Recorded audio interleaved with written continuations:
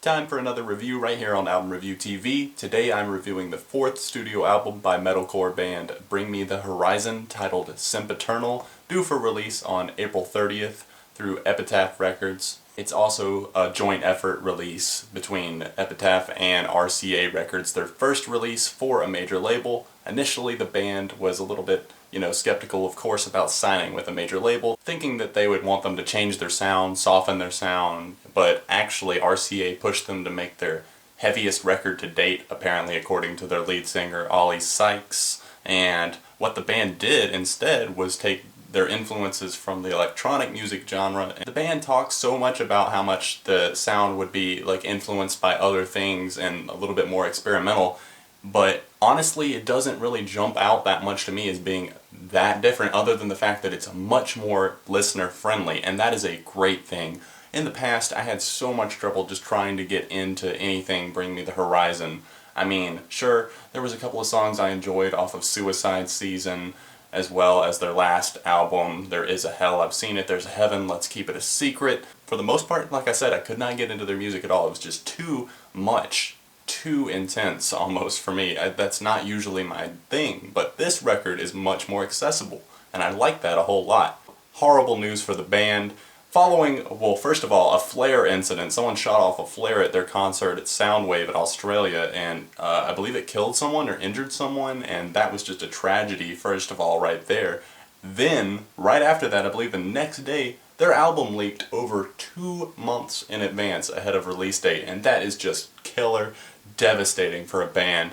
And all the hard work that you put into something and then it leaks so far ahead of time, that kills sales. So I cannot stress enough to you guys, if you like this band, definitely go out and support them and buy the record when it comes out April 30th. The band was able to release 2 singles before the album leaked. The first of those being Shadow Moses, and that was the one that really got me excited for the album because I actually really enjoyed that song and the music video as well, and I was able to get into that song and really enjoy it. And then, as well, I really enjoyed the second single, Antivist, and I thought that song, even though there is a little bit excessive language, I don't recommend it if, for the younger listeners, definitely not, because there's some harsh language on this one, and I don't know, it works. Something about it works for me. Something that wasn't clicking in the past for this band for me is clicking now.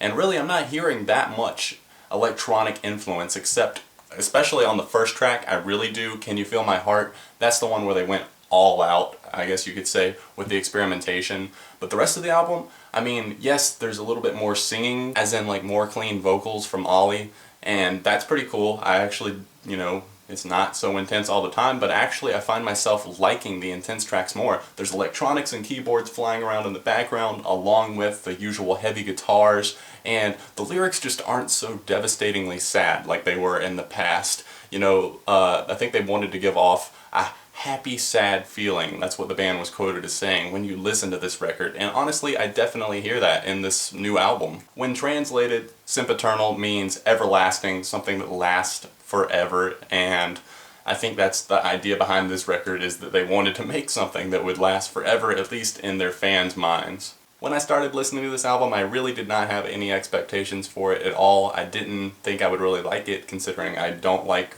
much of their past work at all. But something about the time track 2 and 3 and 4 rolled around, I started hearing The House of Wolves, as well as Empire, Let Them Sing. Damn, Empire Let Them Sing is just a very hard-hitting and powerful song, and I love the lyrics on this one especially in the chorus. The intensity of the guitars on so many of these tracks is great. I don't know, I didn't really see myself getting into this, but there's a lot of tracks, especially on the first half of the album, that I'm really digging. The first half of the album, right after Can You Feel My Heart, that song's just a little bit weird to me. It just seems a little bit out there. It's like I said, they played very heavily on the experimentation on that track, and they just did not really apply that to the rest of the album, so I don't know why they just decided to go crazy with the experimentation on that song in particular, but once they find their pacing and footing on The House of Wolves, from that point off, it just takes off. From there, all the way to Antivist, wow. Okay, yeah, there's one exception in there. Seen It All Before is one that I don't really get into that much. It's just, I don't know, it's pretty slow for the band, and I'm not saying that they can't do a slow song. I mean, clearly they pulled it off on And the Snakes Start to Sing, the track prior to that one on this new album, Sempiternal, but something about Seen It All Before, just, you know, the lyrics feel a little bit generic on that one, you know, Seen It All Before. I mean, like, that's something that so many people talk about, and it's a slower song, and it's something that's a lot different from most of the album, so I'm just not finding myself getting into that song, really.